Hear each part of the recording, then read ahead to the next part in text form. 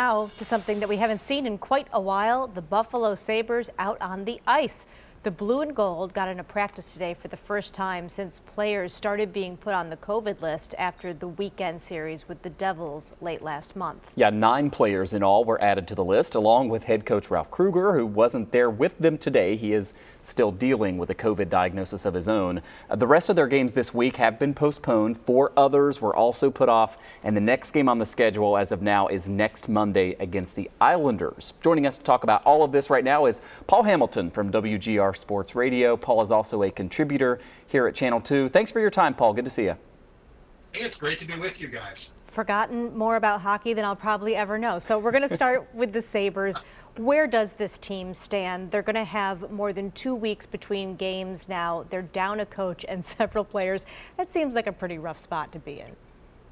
It is, but you know what? They were excited to be on the ice today because they finally were released. They've been in quarantine since last Tuesday. So every player has been quarantined for the last week, so they were able to get out of quarantine.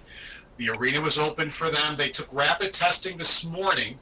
They tested, of course, though, every day since, but they did the rapid testing this morning to make sure the players that were on the ice were okay.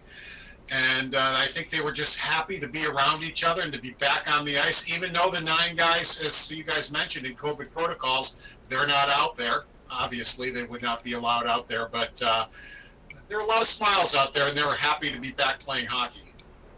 Hey, Paul, the Sabres are, of course, not the only team dealing with this. The Devils and the Wild have also had games postponed. You can see how the domino effect would happen here. How does the NHL try to get everything back on track with 3 teams essentially losing, 2 weeks of games each? Well, they're going to try to do what Major League Baseball, the NBA, and the NFL did, and that's try to figure out where COVID came from. And by doing that, Major League Baseball figured out that it was travel was their problem, so they fixed that. The NFL figured out it was meetings. That was their problem. They fixed that. The NBA figured out it's home transmission or with your friends, so they fixed that. Obviously, with the Sabres, it's pretty evident, I think, even though this, quote, scientists haven't said yet, that it was in-game transmission. So now if the NHL can figure out, all right, the Devils have this strain, the Sabres have this strain, the Wild have this, the Colorado Avalanche have that. They can figure out for sure if it was on-ice transmission or not, and then they can act accordingly that way. It worked for the other 3 sports, and I wonder why it took the NHL so long to figure it out that, hey, why didn't we learn from the other 3 sports?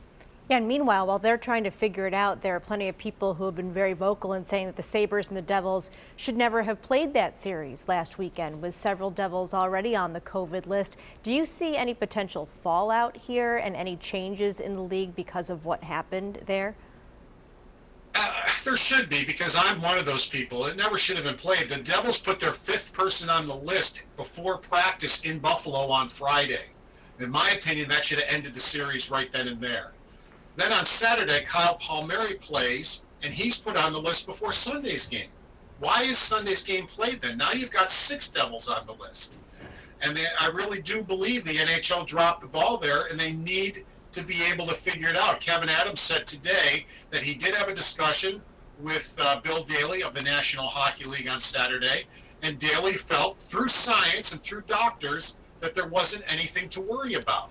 Well, I think we found out as we connect the dots that there was something to worry about, as 9 Sabres now are on the COVID list, and as many as 17 Devils have wound up on the COVID list.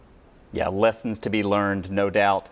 Paul Hamilton is with WGR 550. We're also fortunate he is a 2 on your side sports contributor as well. I know you were on Sports Talk Live last night. It is Tuesday, right?